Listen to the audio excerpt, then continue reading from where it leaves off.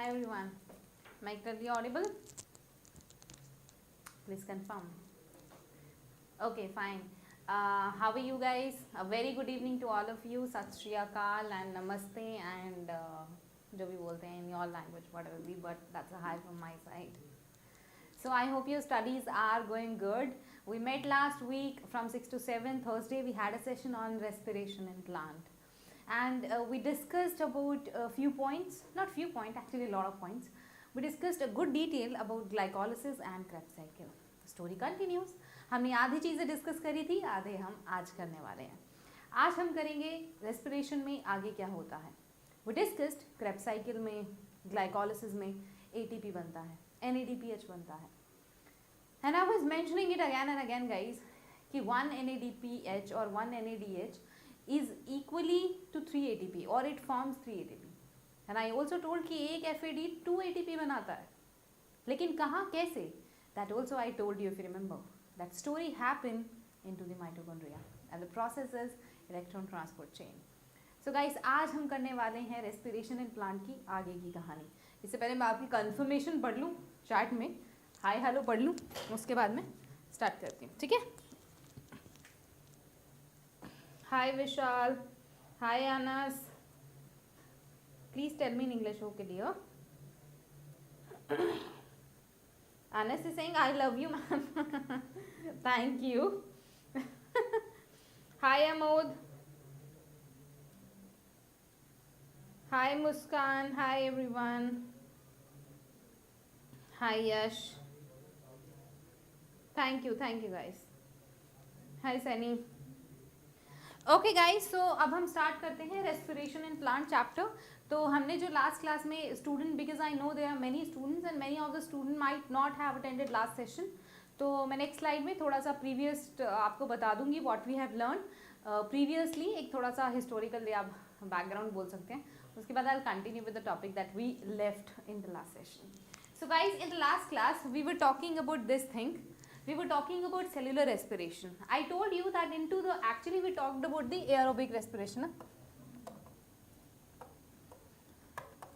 So into the aerobic respiration I told you actually glycolysis happen in aerobic and anaerobic both. Anyways मैं aerobic discuss कर रही थी, तो उसमें मैंने बोला कि सबसे पहले ग्लाइकोलिसिस होता है, ग्लूकोज से पायरुविक एसिड बनता है और इसके दौरान बनते हैं 2 ATP. 2 ATP के साथ इसके साथ NADH2 भी बनता है, 2 और 3 एक्चुअली 2 नॉट 3, 2 NADH2. तो ये बनता है, टोटल 8 ATP बनते हैं. एनीवेज यहाँ पे 2 ATP बने.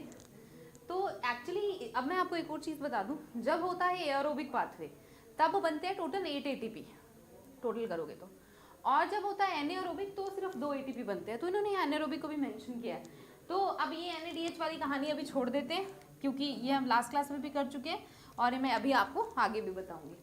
एनीवेज, तो यहाँ पे 2 ATP एनारोबिक में बने. अगर एरोबिक होता है तो ये पायरुविक एसिड यहाँ अपना ATP बनता जा रहा है. I told you the calculation in last class. Total we came up with 38 ATP और 36 also I mention. So why 36 and why 38 that I will also tell you. Anyways, तो pyruvic acid बना बाहर cytoplasm में, फिर ये चला गया cell के अंदर. सेल के अंदर जाने के बाद पायरुविक एसिड ने एक रिएक्शन को ज्वाइन किया जिसका नाम था क्रेब्स साइकिल. क्रेब्स साइकिल को मीट करने से पहले ये पायरुविक एसिड एसिटाइल को ऐसे रिएक्ट करता है. That is found actually into the acetyl co, I think. Then it join the Krebs cycle. तो दैट्स व्हाट वी डिस्कस्ड. अब यहाँ पर और यहाँ पर NADH और FADH बनता है. And that NADH and FADH it goes two electron transport chain into the mitochondria. ये इलेक्ट्रॉन ट्रांसपोर्ट सिस्टम या इलेक्ट्रॉन ट्रांसपोर्ट चेन क्या है, जहाँ पे NADH FADH जाता है, ये कैसे ATP बनाता है, इसका एक मैकेनिज्म है. इसी के मैकेनिज्म को बुलाते हैं इलेक्ट्रॉन ट्रांसपोर्ट चेन, जो हम आज पढ़ने वाले हैं. तो शुरू करते हैं electron transport chain. 36 ATP total बनते हैं हमारे एरोबिक पाथवे में, 38 भी बनते हैं. That I will tell you again in the same lecture today. तो आज हम पढ़ने वाले इलेक्ट्रॉन ट्रांसपोर्ट चेन, जिसके अंदर कैसे ATP बनेगा. तो again let's talk about it. So guys, मैं आपको एक सेकेंड ना. तो गाइज, मैं आपको इलेक्ट्रॉन ट्रांसपोर्ट सिस्टम का पहले एक ब्रीफ समझा देती हूँ कि फिर हम इसके बारे में थोड़ा सा डिटेल में जाएंगे. ब्रीफ क्या है? ये जो है स्ट्रक्चर, ये है माइटोकॉन्ड्रिया की मेम्ब्रेन। आपको पता है mitochondria is a double membranous organelle, outer and inner. Outer और इनर के बीच के स्पेस को बोलते हैं पेरी माइटोकॉन्ड्रियल स्पेस, या फिर मतलब माइटोकॉन्ड्रियल स्पेस जो भी है, इंटरमेम्ब्रेन स्पेस।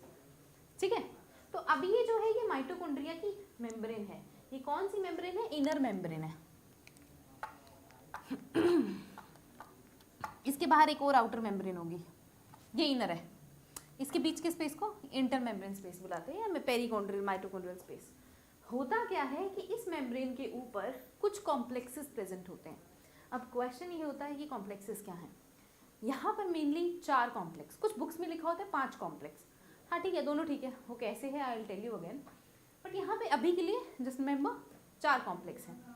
ये 4 कॉम्प्लेक्स क्या है एक्चुअली? ये 4 कॉम्प्लेक्स है सर्टेन टाइप ऑफ प्रोटीन, कुछ एंजाइम है, कुछ प्रोटीन है, कुछ मॉलिक्यूल्स हैं जो इकट्ठे ग्रुप्स में प्रेजेंट हैं। इनको हम कॉम्प्लेक्स का नाम देते हैं, कॉम्प्लेक्स 1, 2, 3 एंड 4। होता क्या है, जब बाहर रिएक्शन चल रही थी साइटोप्लाज्म में या फिर अंदर ही क्रेब्स साइकिल चल रही थी, तो वहाँ से NADH FADH बने। अब वो NADH FADH यहाँ पे आए, यहाँ पे रिएक्ट कर रहे हैं। इसी रिएक्शन में इलेक्ट्रॉन भी रिलीज होते हैं। यहाँ पे मेनली एक इलेक्ट्रॉन है, एक नहीं है एक्चुअली, बहुत सारे हैं, but one by one all the electron that move, ये इलेक्ट्रॉन जंप करते रहते हैं कॉम्प्लेक्स 1 से 2 पे, 2 से 3 पे, 3 पे 4 से और जब ये इलेक्ट्रॉन 4 पे जाते हैं तो अल्टीमेटली यहाँ पे ये वाटर मॉलिक्यूल बनाते हैं। अगर मैं इलेक्ट्रॉन ट्रांसपोर्ट चेन की बात करूं तो इसमें मेनली 4 कॉम्प्लेक्स प्रेजेंट होते हैं और 2 मोबाइल कैरियर प्रेजेंट होते हैं। Mobile as in they can move and they are the carrier and they help in electron transfer. 4 complex है, कॉम्प्लेक्स 1, 2, 3, 4। 2 मोबाइल कैरियर हैं, एक ये और एक ये है साइटोक्रोम C और ये है Q, that is यूबिक्विनोन, that is also यूबिक्विनोन। अभी के लिए यूबिक्विनोन, इसके बारे में मेंशन करूंगी। तो होता क्या है इलेक्ट्रॉन ट्रांसपोर्ट चेन में कि सबसे पहले यहाँ इलेक्ट्रॉन कॉम्प्लेक्स 1 में इलेक्ट्रॉन एक्साइट होके कॉम्प्लेक्स 2 की तरफ गया। ड्यूरिंग द टाइम जब ये हो रहा है, यहाँ पे NADH जो है ये NAD+H में कन्वर्ट हो रहा है, रिडक्शन हो रहा है ना, रिडक्शन हो रहा है ना। अच्छा tell me this is reduction और ऑक्सीडेशन, मुझे तुम्हारे बेसिक्स पता चल जाएंगे। दिस इज रिडक्शन और oxidation. Madam is there maths class? Math का भी होगा, चिंता मत करो।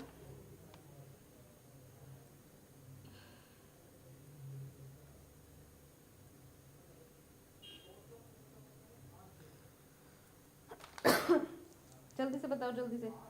रिडक्शन हो रहा है और बाकी लोग बोलो।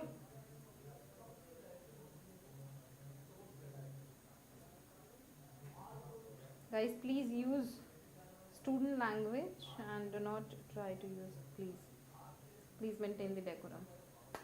Is it reduction or oxidation? I have a question, I'm waiting. Reduction में तो H positive add होता है ना, यहाँ तो निकल रहा है, ऑक्सीडेशन चल रहा है। अच्छा एनीवेज, तो NADH में NAD रिलीज हुआ, अब यहाँ पे H पॉजिटिव हो गया फ्री।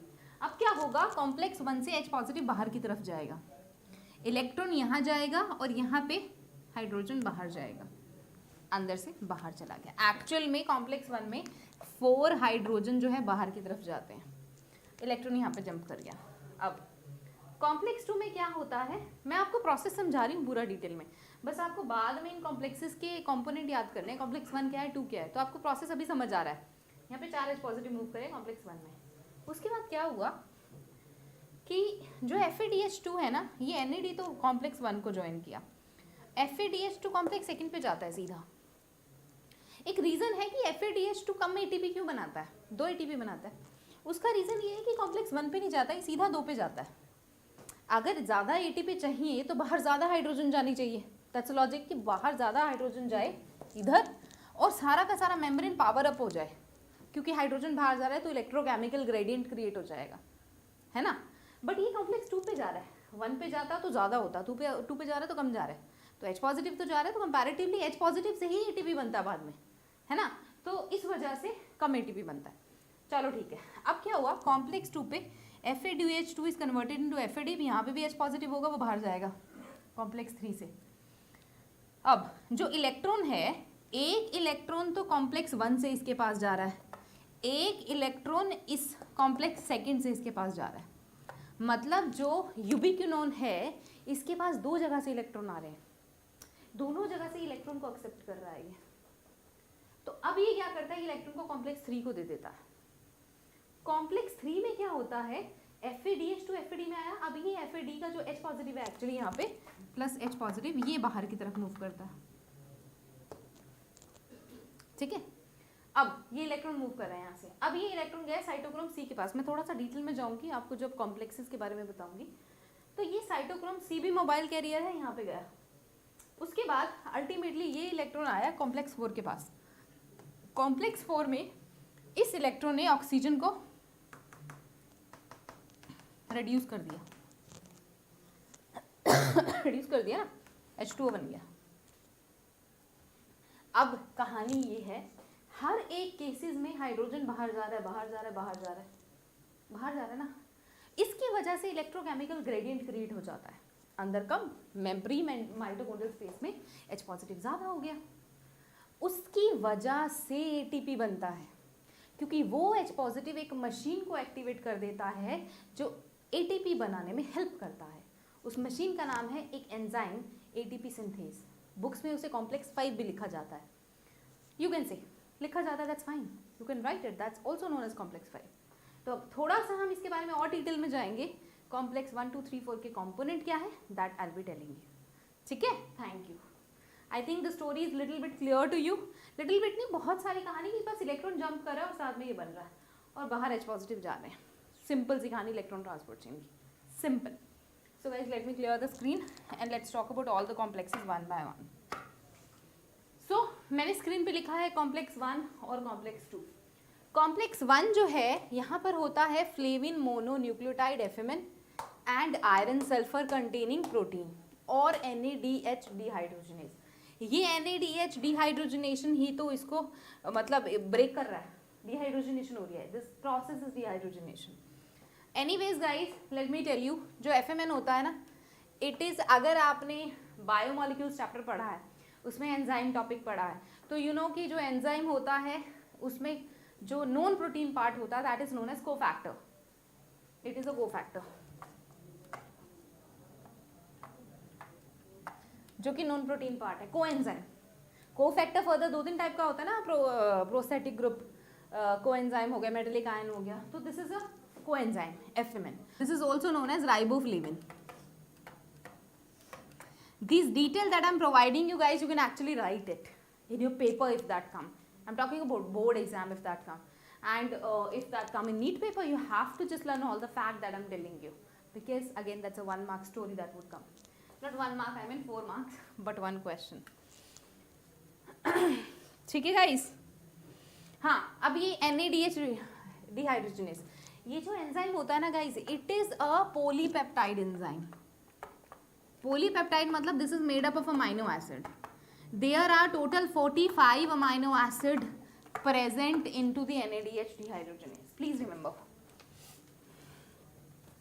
बस बाकी कहानी आपने यही रखनी है कि ये सारे कॉम्प्लेक्सेस जो हैं NADH डिहाइड्रोजनेज इसकी डिहाइड्रोजनेशन करता है, 4H पॉजिटिव बाहर चले जाते हैं एंड फर्दर इस एंजाइम का जो कोएंजाइम NADH डिहाइड्रोजनेज के साथ जो को फैक्टर प्रेजेंट है वो FMN है.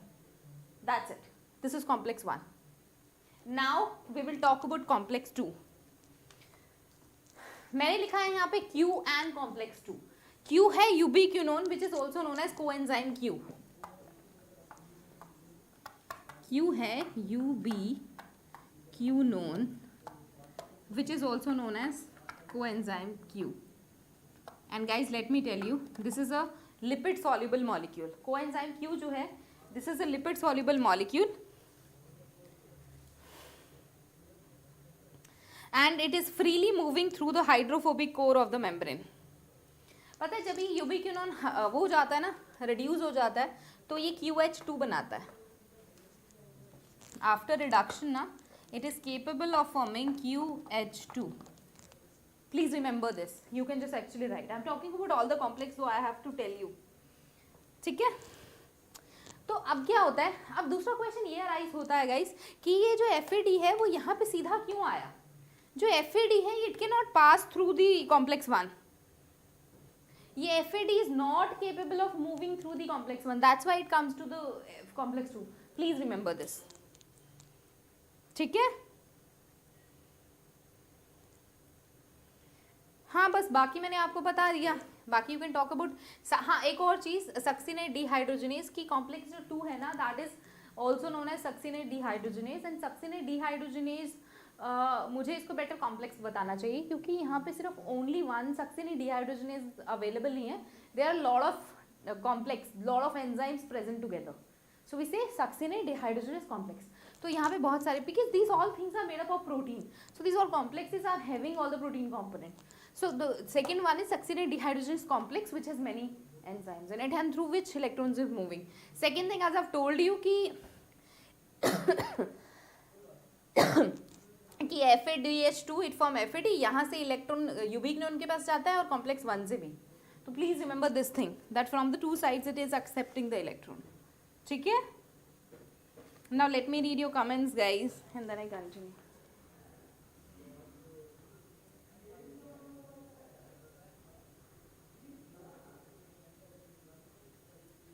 हाय मैम, क्या आपकी class, I didn't get it, late से नहीं देख सकते मैम, साउंड नहीं आ रहा, I think you have a problem, I think I am audible to everyone.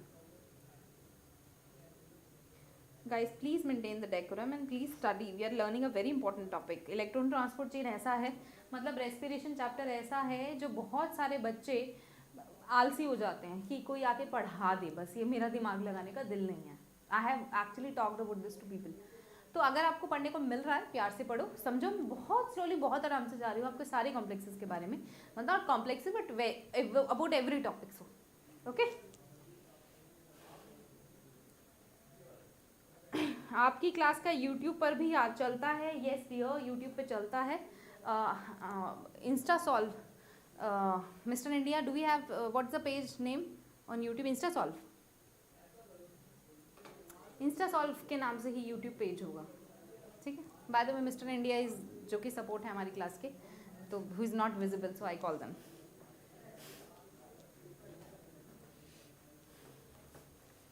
अच्छा ठीक है, thank you. Let's continue guys.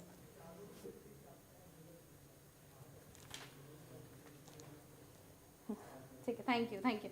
So guys, now I think complex 1 and 2 is very much clear to you. Let's talk about complex 3. Let me clear the screen and let's talk about complex 3.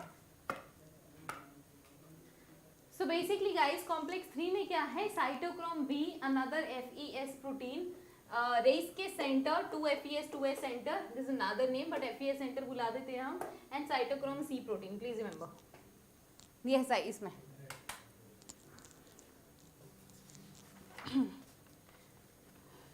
अच्छा एक और चीज, ये जो complex 3 है ना, this is also known as cytochrome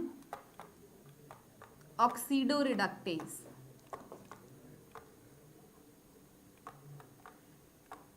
cytochrome, और जो साइटोक्रोम का स्ट्रक्चर होता है ना गाइस, ये हीम स्ट्रक्चर की तरह होता है. जैसे हीमोग्लोबिन के अंदर हीम होता है ना, क्लोरोफिल के अंदर भी हम पढ़ते थे, वो हीम स्ट्रक्चर होता था. If you remember porphyrin ring, centre पे Fe होता है, हीम ग्रुप होता है, सेंटर पे Fe होता है. बट बस इसमें डिफरेंस क्या होता है साइटोक्रोम में कि इसमें ऑक्सीजन नहीं होता हीम ग्रुप में. इफ यू रिमेंबर, हम हीम ग्रुप पोरफायरिन ऐसे बनाते थे,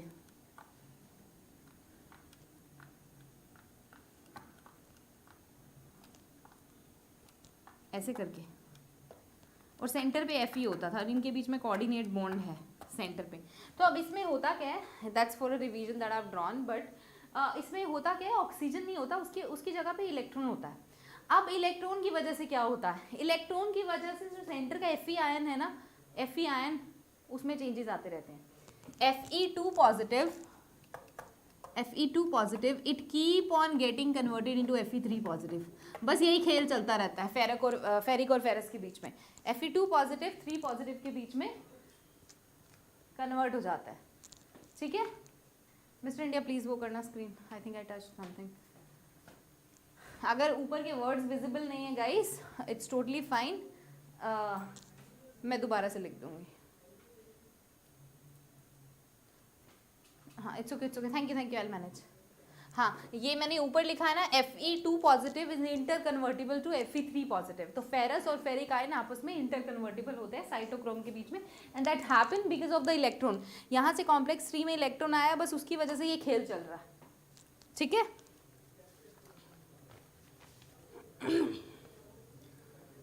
तो Fe2 पॉजिटिव जो है this is the reduced form, Fe2 positive होती है रिड्यूस्ड फॉर्म और Fe3 पॉजिटिव होती है oxidised form. So reduction oxidation it keep on happening here, please remember. तो अब क्या होता है, कॉम्प्लेक्स 3 से इलेक्ट्रॉन आए साइटोक्रोम C के पास, तो हम साइटोक्रोम C इसके पास आ गया, और मैंने साइटोक्रोम C की बात करी ना, इसके पास आ गया। अब ये कॉम्प्लेक्स 4 में जाएगा electron. Now let's talk about what happen in complex 4. So guys, complex 4 as you see here, complex 4 is cytochrome protein C, A and A3. अब वही साइटोक्रोम है इसमें C, A and A3. Now let me tell you guys, cytochrome के पास Fe तो होता ही है, लेकिन copper ion भी होता है, The fourth complex, this is made up of CaA3. This complex it consists of 2 heme group and 3 copper ion. जो A और A3 है ना, ये हीम ग्रुप Fe वाला इसके पास होता है और कॉपर भी इसके पास होता है, ठीक है। अब क्या होता है कॉम्प्लेक्स 4 में, FeC, कॉम्प्लेक्स 4 में Fe और कॉपर के बीच में ऑक्सीजन टाइटली पैक्ड होता है। इधर से Fe, इधर से कॉपर, टाइटली पैक्ड है, बहुत पैक्ड है। तो अब ये पैक जो है यहाँ पे प्रॉब्लम हो जाती है, क्योंकि Fe इसके पास अपने इलेक्ट्रॉन है, यहाँ पे इलेक्ट्रॉन और मूव करके आ रहे हैं, है ना।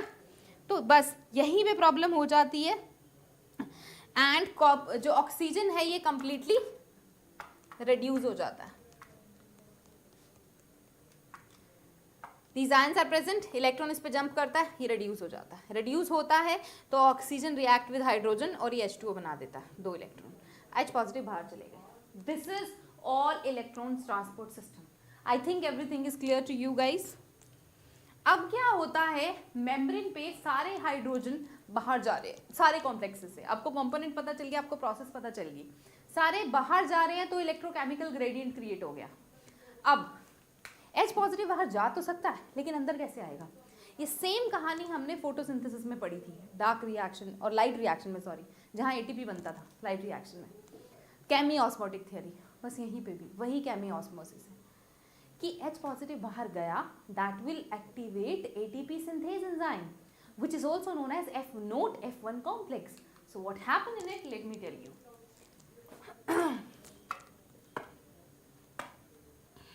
So basically guys, अब क्या है, इसमें H पॉजिटिव बाहर चला गया इंटरमेम्ब्रेन स्पेस में, इसकी वजह से ये complex which is also known as complex 5 it gets activated.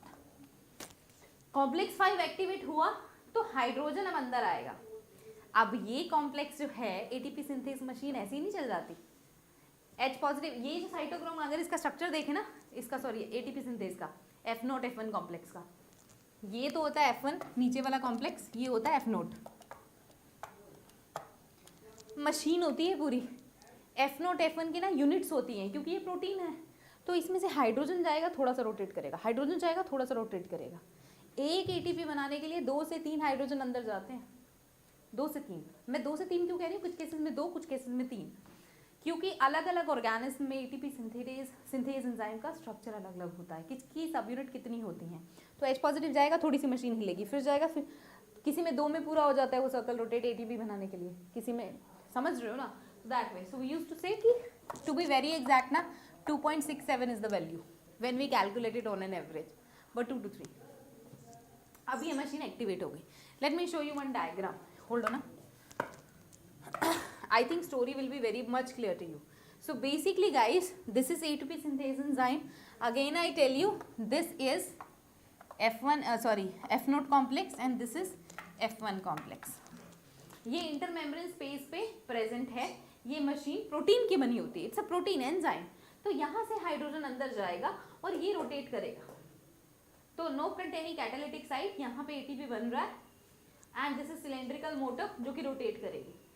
Rotate करते तो हाइड्रोजन आयन मूव करते हैं।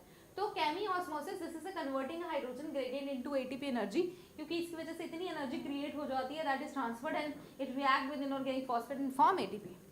थिंग्स फॉल डाउनस्टेयर्स, मतलब from high concentration to low concentration. Atom diffuses from that's what this molecular machine converts the released energy into ATP. This is how ATP is formed. Oxygen is the ultimate acceptor of electron in the electron transport chain. Electron transport chain में ultimately oxygen के पास electrons आते हैं और reduction होता है, water molecule बनता है, hydrogen बाहर जाता है, एटीपी बनता है। ये सारी मशीनरी है। NADH आएगा तो 3 ATP बनेंगे क्योंकि उसने पावर अप ज़्यादा किया।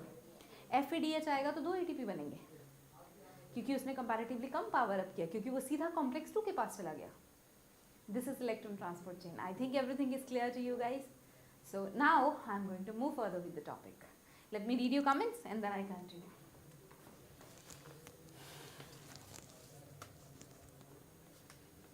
Hi ma'am, okay.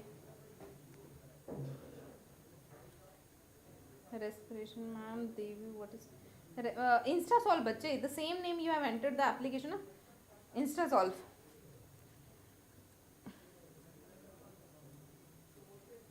चलो ठीक है, thank you guys, let's continue. So guys, now in this topic we are going to learn about very important point, respiratory chain inhibitor. Electron transport chain में inhibition होता है, कुछ ऐसे केमिकल होते हैं जो इस रिएक्शन को स्टॉप कर सकते हैं। आपको इसके थोड़े से एग्जांपल दे रही हूँ, आपके नीट के पेपर में आ जाए। तो सबसे पहले है रोटिनोन। ये क्या करता है, ये सारे के सारे इलेक्ट्रॉन ट्रांसपोर्ट जो है, मैंने एग्जाम्पल लिखे हैं, ये सब इलेक्ट्रॉन ट्रांसपोर्ट को ब्लॉक कर देते हैं। उसकी वजह से प्रोसेस इनहिबिट हो जाता है। अब आपको ये लर्न करना है कि कौन सी जगह से कौन सी जगह पे इलेक्ट्रॉन जो मूव कर रहा है उसको इनहिबिट कर रहा है।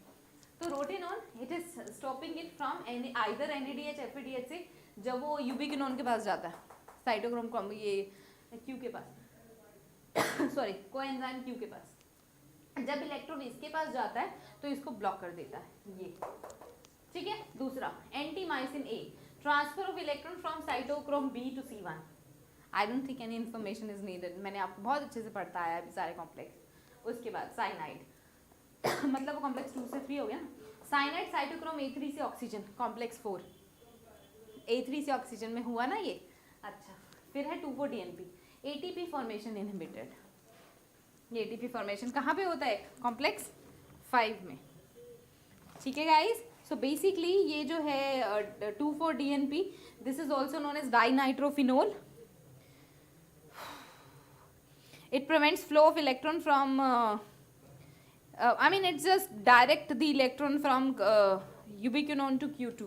ये बोल सकते हैं कि मतलब जो ये 2,4 डाइनाइट्रोफिनोल है ना, ये इलेक्ट्रॉन को डाइवर्ट कर देता है। जब वो क्या कहते हैं यूबिक्विनोन से फर्दर जा रहा है ना कॉम्प्लेक्स 3 के पास, तो ये उसको डाइवर्ट कर देता है अदर डाई यूबिक्विनोन मॉलिक्यूल के पास। That's how it inhibited. So with this we are done with the respiratory chain example, inhibitor example. Now guys we are going to move further story. I am pretty sure आपको ये diagram देख के पता ही नहीं लग रहा होगा कि क्या अगला टॉपिक में डिस्कस करने वाली हूँ। Come on the screen. I think you know what we are going to discuss, but not through the diagram. In the last class also I mentioned 36 or 38 ATP. What's that story? That's what I'm going to tell you. Guys, एक common sense सुनो पहले। हाँ, common sense ही है, but कुछ लोगों के लिए नहीं भी होगी, but that's totally fine, acceptable. Glycolysis में NADH बना, साइटोप्लाज्म में बना, NADH बना। अब ये NADH जाएगा माइटोकॉन्ड्रिया के अंदर क्योंकि इसने ATP बनाना है, राइट। अब कहानी ये है कि ये माइटोकॉन्ड्रिया में जाएगा कैसे NADH, कुछ तो इसको हेल्प चाहिए ना। 2 तरीके से जाता है, 2 साइकिल से जाता है। एक होता है मेलिट अस्पार्टेट, मेलिट एस्पार्टेट पाथवे, एक होता है glycerol pathway, glycerol phosphate pathway. 2 pathway होते हैं, ग्लिसरोल फॉस्फेट पाथवे, ठीक है। अगर वो मेलिट पाथवे से जाएगा तो बनेंगे 38 ATP, ज़्यादा एफिशिएंट है। अगर वो ग्लिसरोल वाले पाथवे से जाएगा तो बनेंगे 36 ATP। अगेन मैं बता दूं, जब साइटोप्लाज्म में NADH बनता है, it has to go inside the mitochondria for forming ATP and it has to take two pathway. If it go to through the malate pathway, malate aspartate shuttle word भी use करते हैं pathway, it form 38 ATP, and if it is going through glycerol phosphate 3 phosphate pathway, then it form 36 ATP. So it means the first one malate वाला is more efficient. So बस इस diagram में मैंने यही लिखा है कि NADH जा कैसे रहा है, ठीक है. सो ये पहला डायग्राम है, मैं आपको एक्सप्लेन करती हूँ. सो पहला जो डायग्राम है, क्या हुआ इसमें कि बाहर NADH बना, इसने क्या किया, NADH ने अंदर जाने के लिए ऑक्जेलो एसीटेट के साथ रिएक्शन कर लिया. अंदर जाना है इसको तो कुछ तो चाहिए ना सहारा, तो इसने ऑक्जेलो एसीटेट के साथ रिएक्ट कर लिया. When it react with oxaloacetate, क्योंकि it is actually not NADH but NADH also, but electrons also they are moving, क्योंकि इलेक्ट्रॉन ट्रांसपोर्ट चेन के पास जा रहा है ये, तो इलेक्ट्रॉन भी चाहिए, तो यहाँ पे इलेक्ट्रॉन भी मूव करे. तो ऑक्जेलो एसीटेट इन दोनों ने मिलकर मेलेट बनाया, फिर ये अंदर चला गया मेलेट. जब ये मेलेट गया तो इसने फिर से वहाँ NAD को NADH में कन्वर्ट किया, और फिर वो इलेक्ट्रॉन फिर ये ऑक्जेलो एसीटेट में कन्वर्ट हो गया. इलेक्ट्रॉन यहाँ रिलीज हो चुके हैं, ठीक है. Hold on guys. Yes Shaktimaan.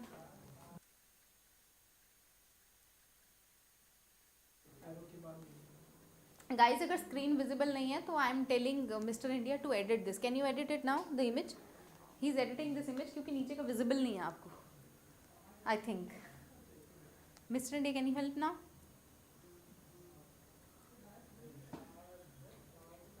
It's okay, cool है गाइस, एक सेकेंड दो बस. उसका मैं थोड़ा सा इमेज साइज छोटा कर देती हूँ. हाँ अभी विजिबल हो जाएगा, ठीक है. Thank you thank you thank you. Okay. अच्छा, तो अब यहाँ पे ये इमेज दिख रहा होगा कि अंदर क्या हुआ, ये मेलेट अंदर चला गया और यहाँ से इसने ऑक्जेलो एसीटेट फिर से बनाया, इलेक्ट्रॉन यहाँ हमारा फ्री हो गया, NADH फिर से बन गया. बस आगे इन्होंने ये दिखाया है कि कैसे ये ऑक्जेलो एसीटेट पूरी रिएक्शन से कनेक्टेड है, कि ऑक्जेलो एसीटेट बाद में दोबारा एस्पार्टेट में कन्वर्ट होगा, और इसको ग्लूटामेट हेल्प कर रहा है, क्योंकि अल्फा कीटोग्लूटारेट और ग्लूटामेट इंटर कन्वर्टिबल होते हैं. तो ऑक्जेलो एसीटेट एस्पार्टेट में कन्वर्ट हुआ, फिर एस्पार्टेट यहाँ गए, तो बाहर भी उसने सेम रिएक्शन करी. This is like a balance. But अगर आप सिर्फ ये वाली कहानी भी याद रखो ना कि कैसे अंदर जा रहा है, दैट्स मच इनफ. कि मेलेट एस्पार्टेट में NADH खुद जा रहा है, NADH खुद जा रहा है. तो अब NADH खुद जा रहा है, तो आपको पता है कॉम्प्लेक्स 1 पे जाएगा, कॉम्प्लेक्स 1 पे जाएगा, ज़्यादा ATP बनेगी, 3 ATP बनेंगे, है ना. तो उसका असर पड़ता है टोटल ATP काउंट पे. समझ रहे हो ना? मतलब एक NADH एक पायरुवेट से आया, 3 ATP, 2 से जाएंगे तो 6 हो जाएंगे ATP, मतलब 2 NADH आएंगे. तो दूसरे केस में एक जा रहा है, दूसरे केस में बताती हूँ क्या होता है, उसके बारे में मत डिस्कस करो अभी ये कहानी है. This is malate aspartate pathway, I think very much clear. Now I tell you second pathway guys, which is glycerol 3 phosphate pathway. Glycerol phosphate pathway में क्या होता है, NADH जाता ही नहीं है, FAD करता है काम. अब हमें पता है FAD तो कम एफिशिएंट है, वो तो 2 ATP बनाएगा, क्योंकि वो कॉम्प्लेक्स 2 पे जाएगा. होता क्या है, ये ग्लाइकोलिसिस चल रहा है, इसमें ये बना ग्लिसरोल 3 फॉस्फेट जो है 1,3 BPG बना रहा है. एनीवेज यहाँ पे NADH बना, but this is a coupled reaction. ये NADH is coupled with another reaction, जहाँ पे DHAP डाइहाइड्रोक्सी एसीटोन फॉस्फेट वाला जो मॉलिक्यूल है, that is inter convertible with glycerol 3 phosphate. ये इंटर कन्वर्टिबल है और ये रिएक्शन इससे लिंक्ड है, और ये रिएक्शन लिंक्ड है इससे, जहाँ पे FADH2 से कन्वर्ट हो रहा है. ये सारी रिएक्शन बाहर ही चल रही है, अभी इनर माइटोकॉन्ड्रिया पे आ रही है, पेरी माइटोकॉन्ड्रियल स्पेस की तरफ जा रही है, वहाँ रिएक्शन हो रही है. मतलब what I want to say कि ग्लिसरोल 3 फॉस्फेट में ये रिएक्शन लिंक्ड है. NADH खुद से नहीं जा रहा, NADH is linked with some other reaction, and that is linked with some other reaction which is FAD thing. मतलब मेम्ब्रेन के अंदर FAD जा रहा है, फ्लेविन. हाँ, अब FAD जा रहे हैं अंदर, तो कॉम्प्लेक्स 2 पे जाएगा और कम ATP बनेंगे, इसीलिए इसमें कम ATP बनते हैं. This is what about malate and aspartate shuttle, and that's what you have to remember guys, and that's what very important. Thank you. So I am done with it. Let me read your comments and then I start with the next topic.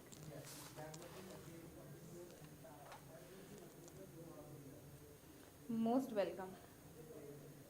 Hi Sunil, hi Mayank, ma'am tricks बताना for cycle. बच्चे इसमें tricks तो नहीं, आपको सिर्फ complex के नाम याद करने हैं और पाथवे याद करना है। ट्रिक्स यही है कि मैंने इजीएस्ट तरीके से बता दिया। उसमें ट्रिक, अब मैं trick I have to think about it, I will make a research, next class में बता दूंगी, बट उस पर कुछ ट्रिक नहीं है। What I believe is you just have to remember the name of the complexes and you just have to remember how electron is moving. Electron transportation is very easy. Hi Miss, good evening. Hi Tejas, good evening. Okay guys, so let's continue. So now guys, next topic. Next, I think this is the last topic. हाँ ठीक है। अच्छा, आपका anaerobic pathway भी है जो मैंने इसमें ऐड नहीं किया, बट आपको पता है कि वो मसल सेल वाला, यीस्ट सेल, वो बेकर्स यीस्ट जो भी है, अल्कोहल बनता है उसमें, तो I don't think that's a kiddish thing. Okay guys, so we are going to discuss one more technical thing. तो नीट पेपर में इनमें से क्वेश्चन आता ही आता है, and this is also very much important topic. तो रेस्पिरेटरी क्वेश्चन होता क्या है? Respiratory question is defined as कि कोई भी रिएक्शन हो रही है, ऑक्सीडेशन रिएक्शन, कोई भी ऑक्सीडेशन रिएक्शन हो रही है, उसमें कितनी ऑक्सीजन कंज्यूम हुई और कितनी CO2 प्रोड्यूस हुई। यहाँ पे मैंने लिखा कि ratio of CO2 eliminated and O2 consumed. Eliminated मतलब प्रोड्यूस, कि कोई XYZ रिएक्शन हुई, उसमें ऑक्सीडेशन की वजह से कितना CO2 रिलीज हुआ, उनकी ratio, that is RQ value. हर एक मॉलिक्यूल की RQ वैल्यू अलग होती है, and that's what we have to learn, and there are certain examples that I have written, you have to learn. RQ, the normal range is 1 to 0.7, from 1 to 0.7, ठीक है, these are the normal values। अब मैं आपको थोड़े से example दिखा देती हूँ, उसके बाद और एग्जाम्पल। तो पहला एग्जाम्पल ये है, अब मुझे नहीं पता आपको देख के समझ आ रहा होगा नहीं, बट मैंने यहाँ पे अलग अलग चीज़ों की RQ वैल्यू कैलकुलेट की है। जो पहली रिएक्शन है C6H12O6, आपको पता है this is the basic formula of glucose, तो दिस इज कार्बोहाइड्रेट। सो ये हो गया कार्बोहाइड्रेट। कार्बोहाइड्रेट के केस में 6CO2 एंड 6CO2, तो रेशो है RQ 6/6 1। एक रिएक्शन हुई जिसमें 6 ऑक्सीजन मॉलिक्यूल यूज हुए, 6 कार्बन डाइऑक्साइड रिलीज हुए, और 1 is the value. So guys, next thing, next reaction C16H32O2 react with 23O2, 16CO2 and 16H2O। If you remember the structure of fat, biomolecules में आपने lipids भी पढ़ा है, lipid का structure भी पढ़ा है, कार्बोक्सिलिक एसिड ग्रुप है, बट R ग्रुप साथ में है, और R ग्रुप बहुत ही बड़ा है, R के ऊपर लॉन्ग चेन ऑफ कार्बन है। फैटी एसिड जो हम पढ़ते हैं, फैटी एसिड्स पढ़ते हैं, it's a fatty acid, it's a fat, it's a lipid. एक ऐसा लिपिड जिसमें 16 कार्बन है, उसका नाम है पाल्मिटिक एसिड। पाल्मिटिक लर्न पता है कैसे करते हैं? पाल्मिटिक में 15 कार्बन होते हैं, लेकिन एक COH, मतलब C15 और एंड में COH, मतलब टोटल 16 हो गए। COH को ना काउंट करें तो 15 कार्बन। ऐसे ही हम करते थे स्टीरिक एसिड में 17, ओलिक में 18, तो फ्रॉम दैट, एंड COH को अलग रखना, वो मत काउंट करना। तो एनीवेज हमने यहाँ पे कैलकुलेट किया, तो ये रिएक्शन में 16 CO2 रिलीज हुआ, 23 यूटिलाइज, 0.696, दैट्स अ वैल्यू। देख रहे हो हमारा ऑक्सीजन बेचारा इसमें कितना ज़्यादा यूटिलाइज हो रहा है फैट को डाइजेस्ट करने में। तो आपकी बॉडी पता चला होगा कितना कंज्यूम करती है ऑक्सीजन एक फैट को डाइजेस्ट करने में। Anyways guys, now we pick up the third example, C72H1122N18O22S reacting with 77 oxygen molecule form 63 CO2, 38 H2O, SO3, 9 CONH2 twice। अब ये कौन सा मॉलिक्यूल है? सोचो सोचो जरा, सोचो जरा, सोचो।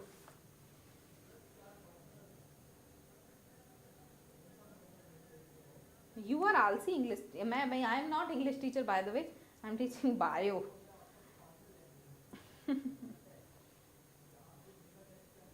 Ma'am please explain carbon cycle. Carbon cycle बच्चे वो तो मतलब 9th का टॉपिक हो गया, मैं प्रिपेयर कर लूँगी, आपको चाहिए तो। हाय, हाँ जी बताओ कौन सा मॉलिक्यूल है? सोच के कुछ तो दिमाग लगा लो यार। प्रोटीन है ये, प्रोटीन। प्रोटीन बना होता है अमाइनो एसिड्स का। Protein is a chain of amino acid. Amino acid में सेंटर में कार्बन होती है, फिर यहाँ पे हाइड्रोजन, यहाँ पे R ग्रुप, यहाँ पे COH, यहाँ पे NH2। ये R ग्रुप सब में वेरिएबल होता है। तो इतने सारे मॉलिक्यूल्स है, एंड से पॉलीपेप्टाइड बहुत सारे हैं, तो इसलिए हाई काउंट तो ये एक प्रोटीन है और इसने RQ वैल्यू कैलकुलेट करी तो 0.8 है. ठीक है guys, clear everyone, thank you. So guys next slide में what I have done, I have made a table for you. I would like कि आप अपने फ़ोन में इसका स्क्रीनशॉट ले लो, बिकॉज क्या है इसमें मैंने RQ वैल्यू बताई है अलग अलग मॉलिक्यूल्स की. कार्बोहाइड्रेट की 1 है, प्रोटीन की 0.8 से 0.9, क्योंकि वो डिपेंड करता है कितना मॉलिक्यूलर वेट है या फिर कितने अमाइनो एसिड हैं, तो इस वजह से थोड़ा सा वेरिएबल रहता है. Ketones, you caloric and hypocaloric क्या होता है, जब भी कोई चीज़ खाते हैं यू कैलोरिक होता है कि उसे कम एनर्जी मिली, मैंने जितना मतलब जितना ऑक्सीजन यूज़ नहीं किया उतना CO2 ही रिलीज, इक्वल.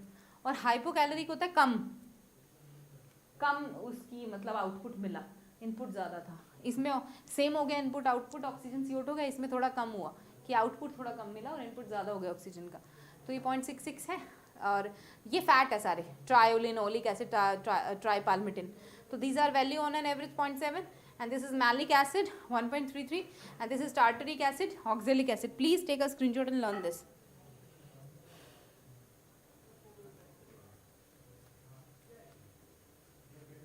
अच्छा, एक और चीज़ अगर मैं बताऊँ ना, जो एनारोबिक रेस्पिरेशन होती है उसमें RQ वैल्यू इन्फिनिटी होती है, CO2 O2 की वैल्यू ना इन्फिनिटी होती है, क्योंकि उसमें 2 CO2 जैसे मतलब रेशो ऑफ 2 CO2 मतलब रेशो ऑफ ऑक्सीजन वो करते हैं ना, तो 2 ये हो गए और 0 ऑक्सीजन, क्योंकि एनारोबिक में ऑक्सीजन 0 होती है, तो इसलिए इसकी वैल्यू इन्फिनिटी होती है anaerobic. Please remember that.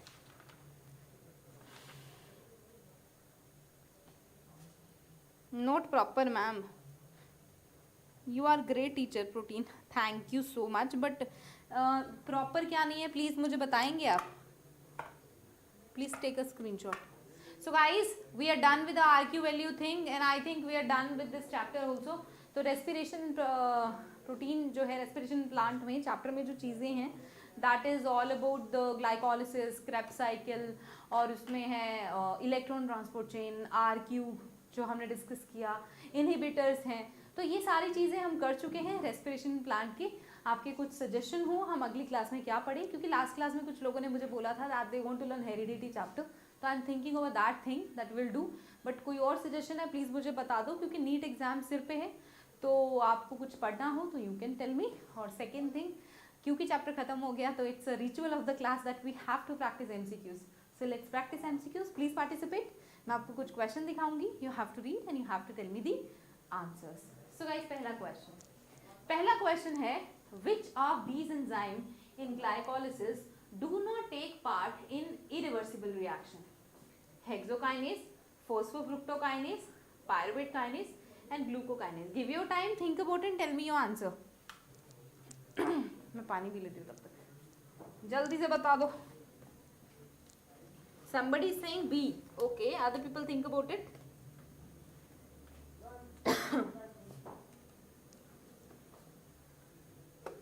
You the good teacher. Thank you so much, Rani. Thank you so much for the compliment.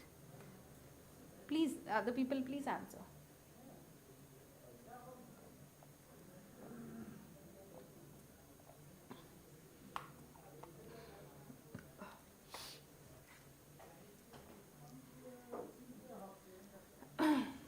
वैसे ना मेरे को अगली बार क्वेश्चन पूछो ना, मेरे को 1 मिनट का टाइम देना चाहिए, क्योंकि नीट के पेपर के हिसाब से. Everyone is saying B. Reproduction in plant. चलो ठीक है, देखती हूँ इस पे. Thank you Tejas. Let me think about it. ठीक है guys. Everyone is saying B, but actually that's D. Glucokinase. Which of this following enzyme? ये तीनों एंजाइम जो हैं ये तीनों के तीनों करते हैं रिवर्सिबल रिएक्शन, और जहाँ पर भी रिवर्सिबल रिएक्शन होता है वहाँ पे एलोस्टेरिक इनहिबिशन हो सकता है. Allosteric sorry, and take part in irreversible है glucokinase. It take part in irreversible reaction. ठीक है, थैंक यू. अब वो कहाँ कैसे यूज होता है, आई थिंक आई सजेस्ट कि जाओ देखो, पुरानी वीडियो देख लो मेरी लास्ट क्लास की, हमने डिस्कस किया था, रिएक्शन देख लेना ग्लाइकोलिसिस में कहाँ होता है. अच्छा, next question, name the inhibitor of glycolysis. Floor, दो मैंने ये चीज़ मेंशन नहीं की, मैं ऑलरेडी बता रही हूँ, बट आंसर बताओ इसका. You should learn that and you should know it. Fluoroacetate, iodoacetate, malonate and actinomycin. Come on, answer the question.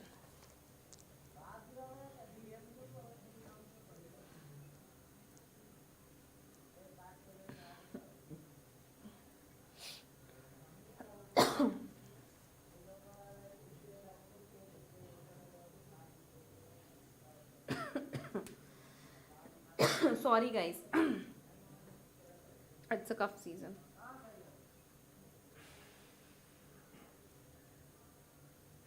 Malonate, some people are saying C. अच्छा, बहुत लोग मेलोनेट के पीछे. Hi Taran. Rani Singh D. Actinomycetes. It's totally fine guys. इसका correct answer है iodoacetate. Iodoacetate, ठीक है. जो आइडोएसिटेट है ना guys, it is inhibitor of glyceraldehyde three phosphate. ये जो ग्लाइकोलिसिस में glyceraldehyde, this is an inhibitor of this glyceraldehyde 3-phosphate dehydrogenase. ये इस एंजाइम को इनहिबिट करता है, ठीक है. Please remember this. Now I have another question for you. Thank you for participating. I am not judging अगर answer गलत आ रहे हैं तो totally fine. You are learning something, that's what you want, that's it. So next question. Acha, though I have added up the explanation here. Iodoacetate is an inhibitor of glyceraldehyde 3-phosphate dehydrogenase which react with the SH group of the cysteine residue. क्योंकि protein है, protein is made up of amino acid. तो cysteine methionine जो amino acid है, तो ये cysteine के SH sulphur amino acid पे attack कर देता है और उसकी वजह से ग्लाइकोलिसिस पाथवे रुक जाता है. That's the reason. Next question guys. Next question is, which of the following enzyme is inhibited by fluoroacetate in Krebs cycle? Citrate synthase, aconitase, isocitrate dehydrogenase and fumarase. Come on, think about it.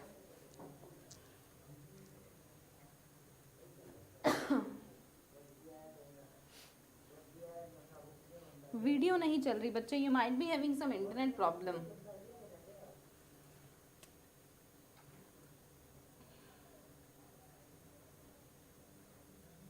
Rani, you're saying yes to what? Vinod Kumar is saying C is the answer. What other people have to say? Vinod is saying C. क्या ये सही बोल रहा है? अच्छा, तेजस भी C बोल रहा है. सतीश बोल रहा है B.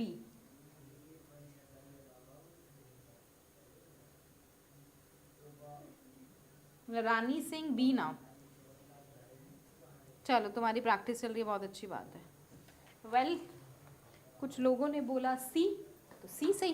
तो isocitrate dehydrogenase is the correct answer.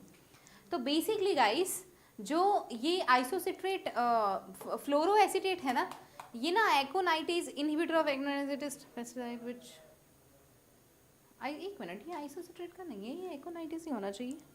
People are saying B is the correct. C का सी. अच्छा, ठीक है, ठीक है. तो ये क्या होता है, जो फ्लोरोएसिटेट होता है, ये not isocitrate dehydrogenase but aconitase को ही करता है. There is another, I was thinking about another actually, क्या बोलते हैं उसको, inhibitor with the same name. अच्छा, so fluoroacetate is a potent inhibitor of aconitase enzyme. It is a pesticide which blocks citric acid by its metabolic conversion to fluoroacetate. So that is B is the correct answer, aconitis. Sorry for the problem. Okay, so now guys, let's talk about the next question. Next question is, EMP can produce a total of, ये तो बहुत easy है, 6 ATP, 8 ATP, 24 ATP and 38 ATP. Come on, everyone. Taran, it's okay. Shri Madhuri, you want summary? बच्चे, you can watch the video also. I have given summary, शुरू में भी and में भी 2 बार दिया मैंने डिटेल के साथ. मतलब 3 बार सेम चीज़ डिस्कस करी, पता है आपको. प्लीज डोंट जज my plant physiology is weak. नहीं नहीं, अरे टीचर कभी जज नहीं करता यार. टीचर नेवर जज the student, they just rectify the student. जज करने लगे तो ऐसे काम नहीं चलता. Hi, hello teacher, hi. Come on, answer guys. People are saying C, third. D. पहले ये सोचो कि EMP है क्या.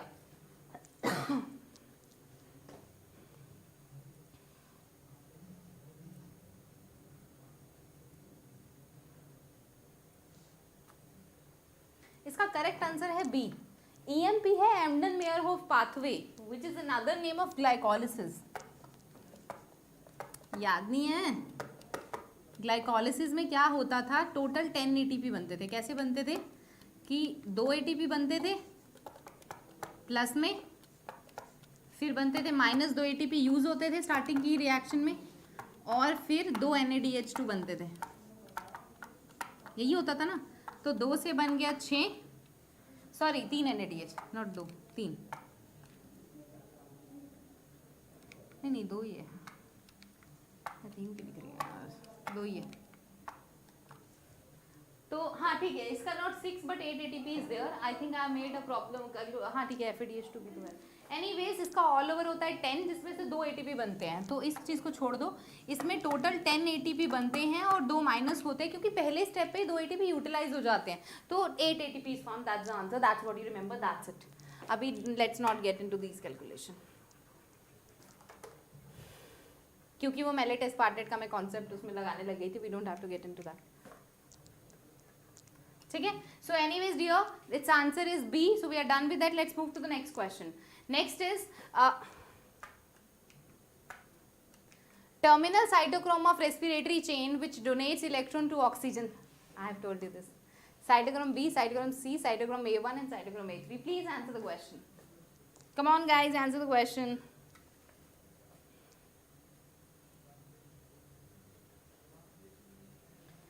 EMP होता है Embden Meyerhof pathway, another name.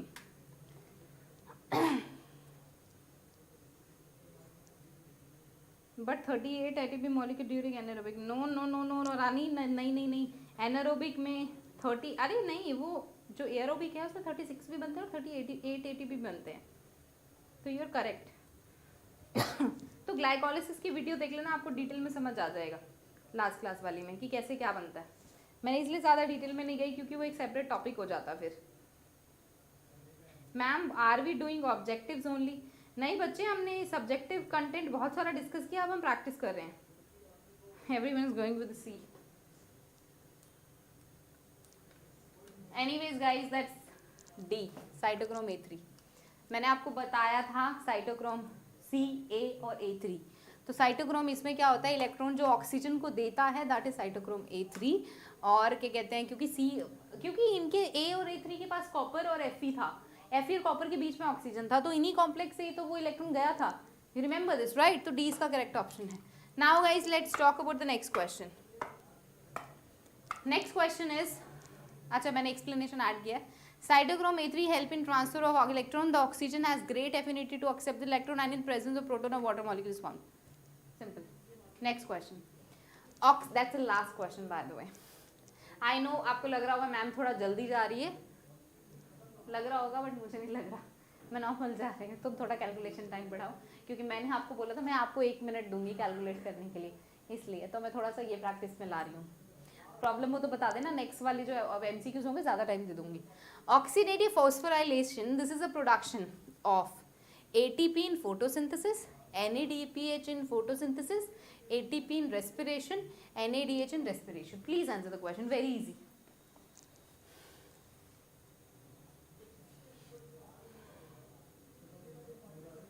ये तो बहुत easy है।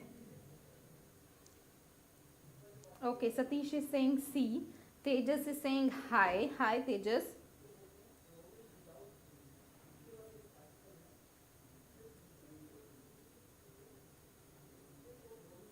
Come on guys, solve it. Shankar, हाँ जी, चलो guys, good evening Omveer, hello teacher, hi Insta Solve user 185350। चलो guys, your time's up. Ma'am strategies enhancement lesson, strategy of enhancement food production, चलो ठीक है, मेरे को 3-4 सजेशन आ चुके हैं, I will select. So guys इसका करेक्ट आंसर है ATP इन रेस्पिरेशन। जो कैमी ऑस्मोसिस था, जहाँ पे भी फॉस्फोराइलेशन हो जाए, मतलब इनऑर्गेनिक फॉस्फेट ऐड हो रहा है, एंड ऑक्सीडेटिव मतलब ऑक्सीडेशन हो रहा है, हमें पता है इलेक्ट्रॉन ट्रांसपोर्ट चेन, वहाँ पे एटीपी बन रहा है, केमी ऑस्मोसिस। तो एटीपी F0 F1 कॉम्प्लेक्स है जो बना रहा है, that phenomena is oxidative phosphorylation, ATP in respiration, that is what the answer is. That's it, thank you. So guys with this we are done with today's topic. ये पुराने वाली zip है file है, लास्ट क्लास में मैंने add की थी, तो don't be like that way and keep studying. So guys with this we are done with the discussion of respiration in plant. I think this chapter is clear to you. अगर किसी को कुछ भी doubt हो तो उसके दो तरीके हैं। एक, सबसे पहले इस वीडियो को दोबारा प्ले करें, जब ये एंड हो जाएगा तो आप वीडियो को दोबारा प्ले कर सकते हैं। दो, इसकी दो वीडियोस अवेलेबल हैं। लास्ट वीक को जो भी डेट थी थर्सडे को 6 to 7 I took a session, मैंने रेस्पिरेशन प्लांट आधा करा था, आधा हमने आज किया। दोनों में चैप्टर बहुत अच्छे से कवर हो जाएगा। समझ नहीं आता है तो इंस्टा सॉल्व पे फोटो क्लिक करके अपने डाउट्स डाल दीजिए। सबको अगेन हमेशा की तरह गुड लक, पेपर के लिए नीट की तैयारी करते रहिए, अपने डाउट्स पूछते रहिए। I am Anjali Ahuja saying bye, good night to you and I will see you soon with the next topic. Bye guys, thank you.